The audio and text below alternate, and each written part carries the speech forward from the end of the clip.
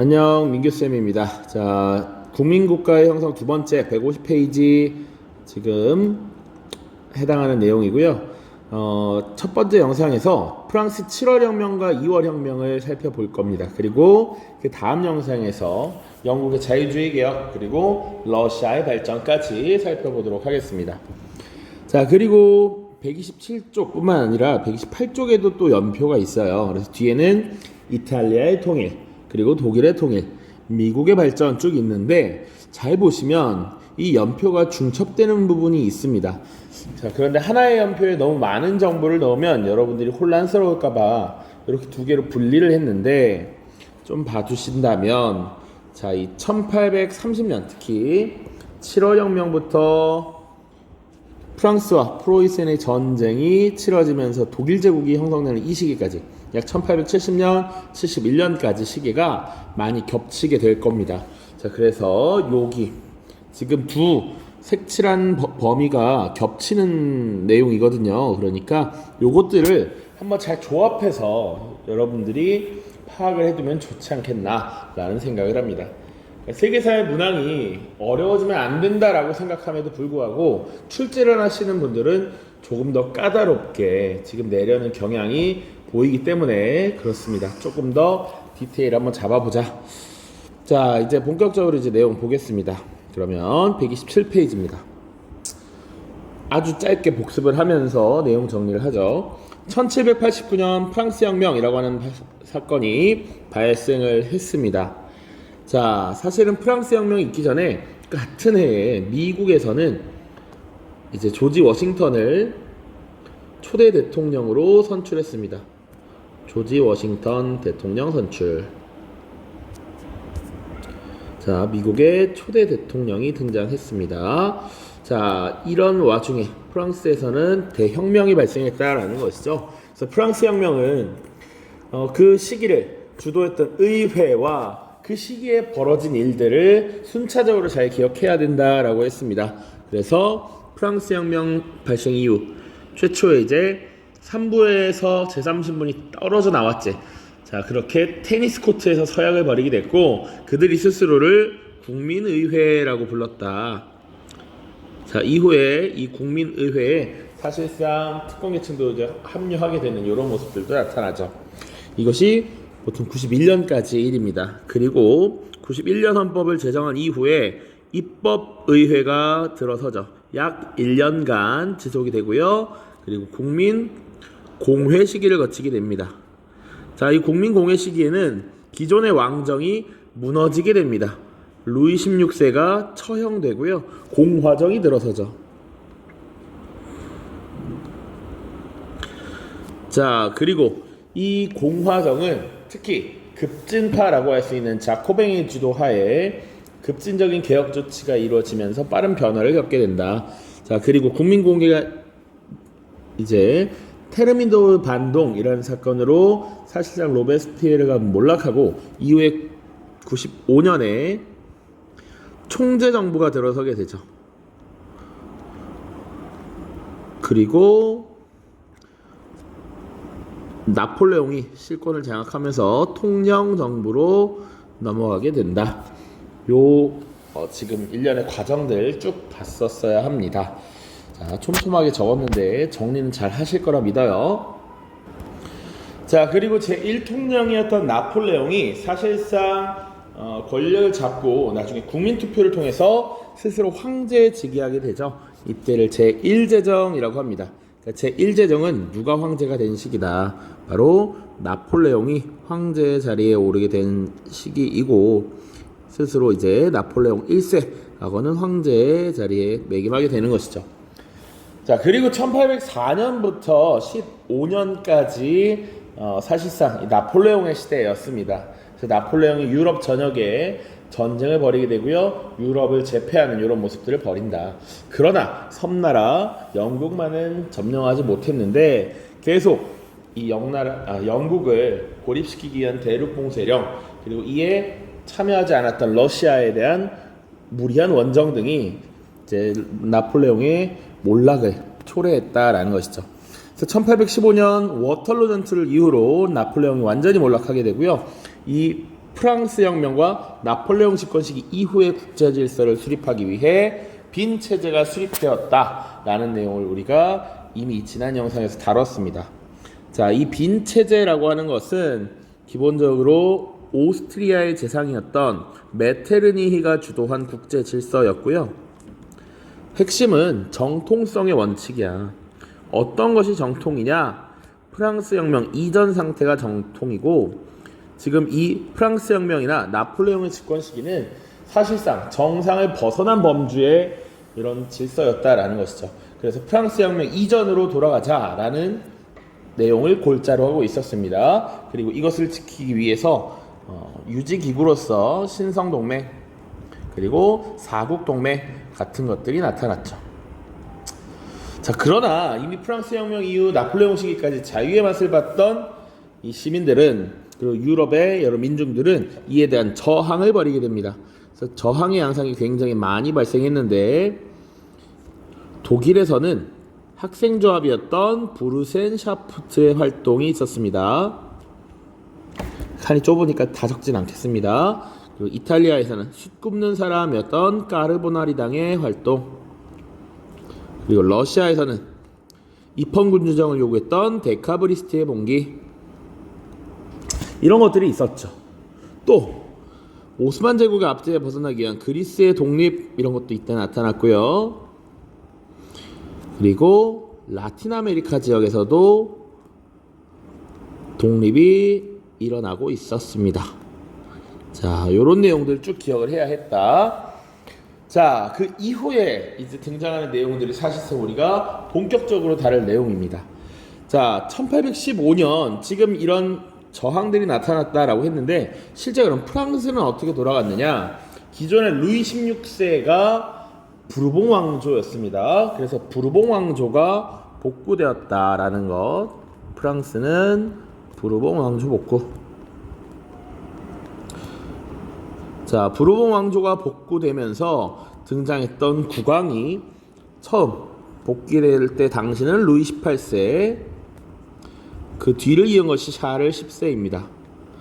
자, 그런데 이 두 명의 왕은 사실상 다시 강력한 전제 권력을 행사하는 전제군주가 되고 싶어 했고요.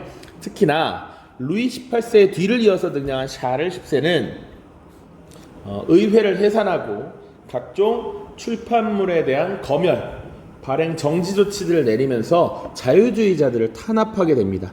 그래서 자유주의자들의 반발을 일으키게 되는데, 이때 일어난 봉기가 바로 7월 혁명입니다. 1830년에 발생했고요. 자유주의자와 시민들이 주도를 했다. 그래서 이 1830년에 발생한 혁명으로 기존의 국왕이었던 샤를 10세는 무너지게 되고요. 루이 필립이라고 하는 인물이 새롭게 국왕으로 등장하게 됩니다. 자, 그리고 이 7월 혁명의 영향으로 네덜란드의 지배를 받던 벨기에가 독립을 했습니다. 그거까지 같이 보셔야 해. 자, 1830년 그래서 새롭게 국왕이 된 루이 필리프, 그리고 이 루이 필립에 의한 이 치세를 7월 왕정이라고 표현합니다. 이 7월 왕정에서는 입헌군주제를 채택했고요. 그리고 재산 소유에 따른 정치 참여가 규정되었습니다. 제한선거라고 쓰겠습니다. 자, 그런데 이 프랑스라고 하는 지역에서 산업혁명이 계속 가속화되다 보니 도시의 노동자들, 하층 시민들도 나름의 경제적 능력이 향상되었고, 그를 통해서 사회적 지위를 누리고자 하는 이런 욕구들이 나타났다라는 것이죠. 그리고 입헌군주제 하에서 군주였던 이 루이 필리프가 점점 보수화되고요. 소수의 귀족들, 대지주들, 은행가들을 지원하는 이런 정책들을 일삼게 됩니다. 점차 보수화되는 거야. 자유주의에서 멀어져가. 그러다 보니 기존의 하층 시민들을 중심으로 다시 한번 혁명의 불꽃이 타오릅니다. 그것이 1848년 2월 혁명이었고요. 그러다 보니 이 루이 필리프는 결국 무너지게 됩니다. 쫓겨나게 돼요. 그리고 이 국왕의 존재를 부정하고 이제 다시 왕은 필요 없어 라고 하는 제2공화정이 수립됩니다. 자, 그래서 이 프랑스에서는 대통령제를 도입하게 되고요. 이때 등장한 대통령이 누구냐면, 선출된 인물이 누구냐면 나폴레옹 1세의 조카였던 루이 나폴레옹이었습니다. 그 나폴레옹 시대에 대한 향수가 당시 사람들에게 어느 정도 남아 있었다라는 것도 있어요. 자, 그래서 루이 나폴레옹을 대통령으로 선출했는데, 이렇게 선출된 대통령 루이 나폴레옹은 쿠데타를 일으켜서 권력을 독점하고요, 스스로 국민 투표를 거쳐서 다시 한번 황제 자리에 오르게 됩니다. 그 황제가 바로 나폴레옹 3세입니다. 루이 나폴레옹이 나폴레옹 3세인 거야. 동일인이야. 자, 그래서 황제에 의한 통치다라고 해서 다시 제2제정이 수립되었다, 이렇게 표현합니다. 1852년이에요. 자, 1852년에 황제가 된 나폴레옹 3세는 자신의 삼촌을 따라서 활발한 정복전쟁, 대외 팽창 정책을 추진을 합니다. 그러나 지속적으로 전쟁에서 패배하게 되거든요. 자, 그래서 우리가 교과서에선 다루진 않지만 멕시코 지역에 개입을 한다든지 지속적으로 아시아, 아프리카 지역에 침략 전쟁을 벌이기도 합니다. 우리가 한국사에서 다루고 있는 1866년의 병인양요도 사실은 이 나폴레옹 3세 때 발생한 일이에요. 그래서 우리나라 강화도를 침략했고 외교장각 의궤를 약탈했고 이런 모습들 있죠. 나폴레옹 3세 때다. 이 나폴레옹 3세가 결과적으로 궁극적으로 무너지게 된 것은 프로이센과의 전쟁입니다. 자, 당시 프로이센은 독일 지역의 통일을 주도했던 국가였고요. 강력한 군비 확장 정책으로 인해서 강력한 군사력을 갖고 있었어. 이 프랑스와 프로이센이 맞짱을 뜨게 되는데 결국 패배하고 사실상 수도였던 파리가 점령당하게 되는 것이죠. 자, 그래서 나폴레옹 3세가 이끌던 제2제정이 붕괴했다라는 거 여기 또 나와 있습니다. 자꾸 제2공화정, 제1제정, 제3공화정 이렇게 나오니까 이것을 계속 언급을 하고 있습니다. 자, 그래서 70년 사실상 제2제정이 붕괴되고요. 프로이센에게 항복하는 것을 반대했던 이 파리의 시민들이 자치정부를 구성합니다. 그 자치정부를 파리 코민이라고 해요. 1871년 성립이 되었고, 결국 이것은 새롭게 등장한 프랑스 정부에 의해서, 그리고 프로이센의 협력에 의해서 무너지게 된다. 그리고 나서 등장하는 이 정부, 이것을 제3공화정이라고 표현을 합니다.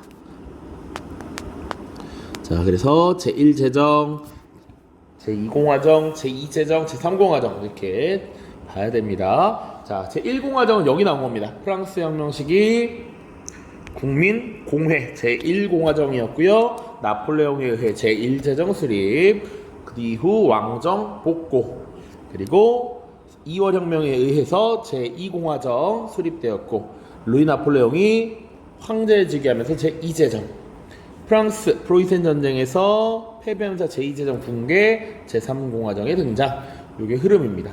되게 내용 많았습니다. 자, 벌써 13분인데요. 내용 간단하게 정리를 하도록 하고 끝내겠습니다. 7월 혁명입니다. 7월 혁명. 1830년이라고 하는 연도도 기억을 해두시고요. 배경 보시면 빈 체제 당시 1815년에 부르봉 왕조가 부활하게 되죠. 그리고 그렇게 다시 복귀된 왕이 강력한 권력을 행사하는 전제 정치를 시행했다라는 겁니다. 당시 왕이 루이 18세, 그리고 그 뒤를 이은 것 샤를 10세까지 기억을 하시면 좋겠다.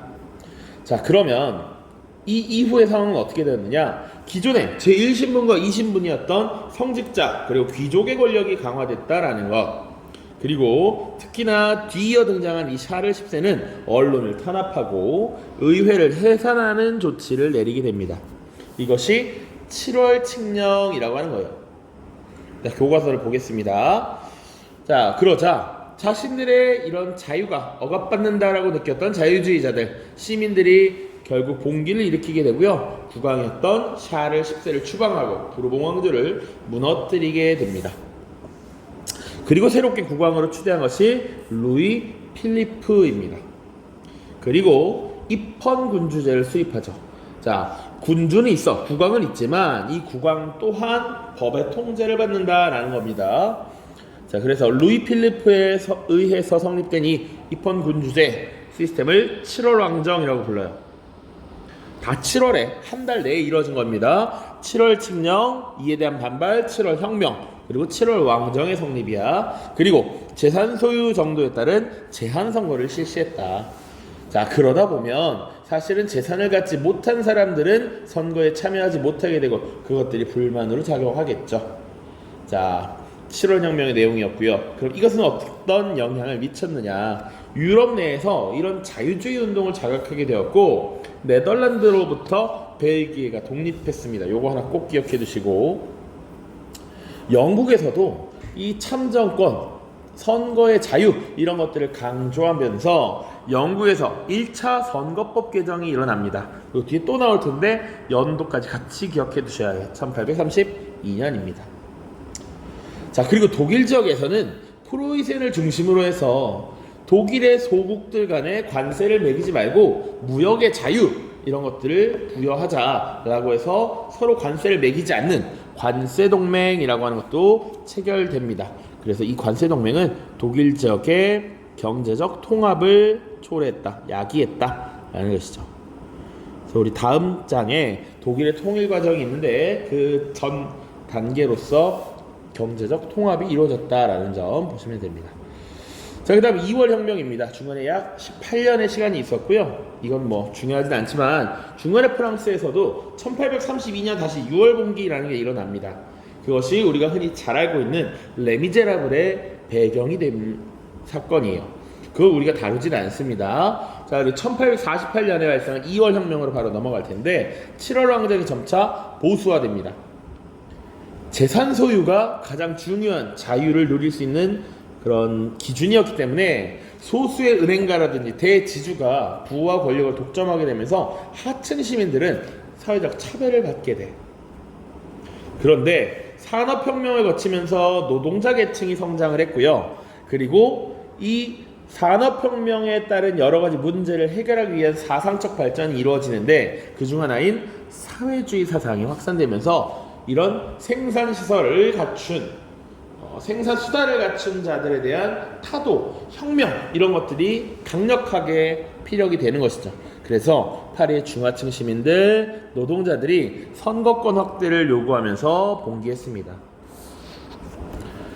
자, 그래서 이들이 뭘 주장하는지 교과서에 또 나와 있으니까 살펴볼게요.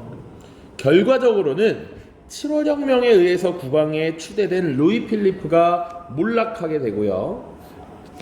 그리고 이제 더 이상 국왕의 존재를 신뢰하지 않아. 그래서 공화정이 수립됩니다. 이때 대통령 제도를 도입할 것을 이때 규정을 하고요. 나폴레옹 1세의 조카였던 루이 나폴레옹을 대통령으로 선출했습니다.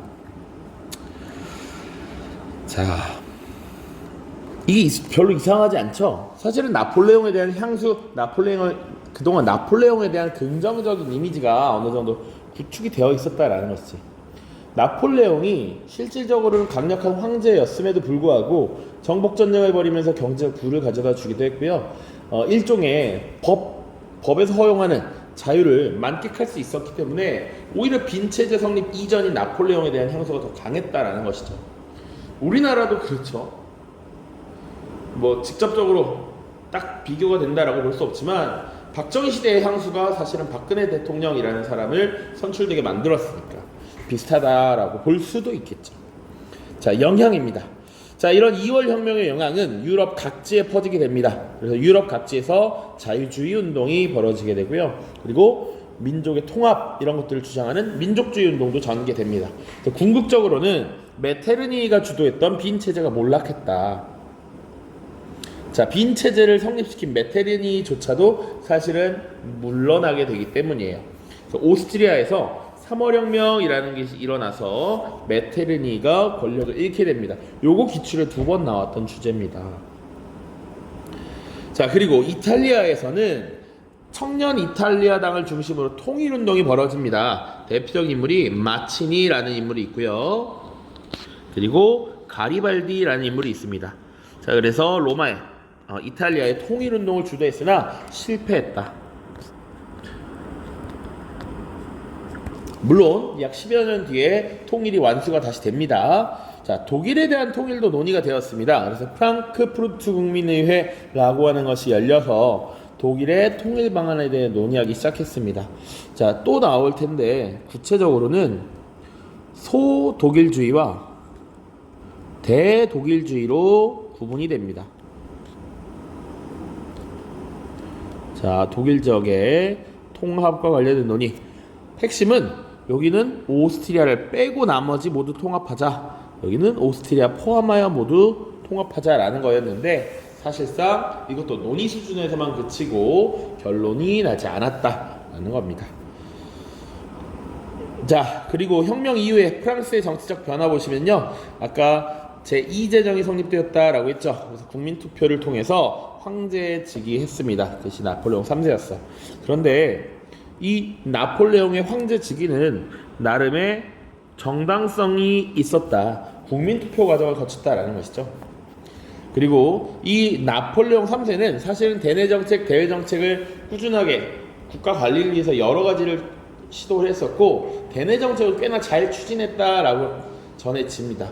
그러나 이 지속적인 대외정책이 사실상 나폴레옹 3세의 몰락을 촉구했는데 1870년에 있었던 프로이센과의 전쟁에서 패배하면서 몰락했고요. 그 이후에 제3공화정이 수립되었습니다. 자, 제2제정 붕괴 이후에 성립된 파리 코민이라는 것도 있으니까 한번 보죠. 전쟁의 패배 이후 프로이센에 항복하는 것을 반대했던 파리의 시민, 노동자들에 의해서 자치정부가 수립되었습니다. 이것을 파리 코민이라고 하고요. 프로이센의 지원을 받은 정부군에 의해서 진압이 됩니다. 여기서 봐야 될 것은 뭐 엄청 중요하진 않지만 제2제정이 무너졌어. 나폴레옹 3세가 몰락했단 말이야. 이 즉시 제3공화정이 사실상 등장한 것이다 라고 보는 분들도 있고요. 사실은 한참 뒤에 헌법이 제정됩니다. 1875년. 그래서 이때를 제3공화정의 시작이라고 보는 분들도 있어요. 크게 중요하진 않습니다만 제정이 몰락하고 바로 공화정이 수립됐다라고 봐도 무방하다. 알겠죠? 자, 지금 프랑스의 7월 혁명, 2월 혁명 그 이후 시기 봤고요.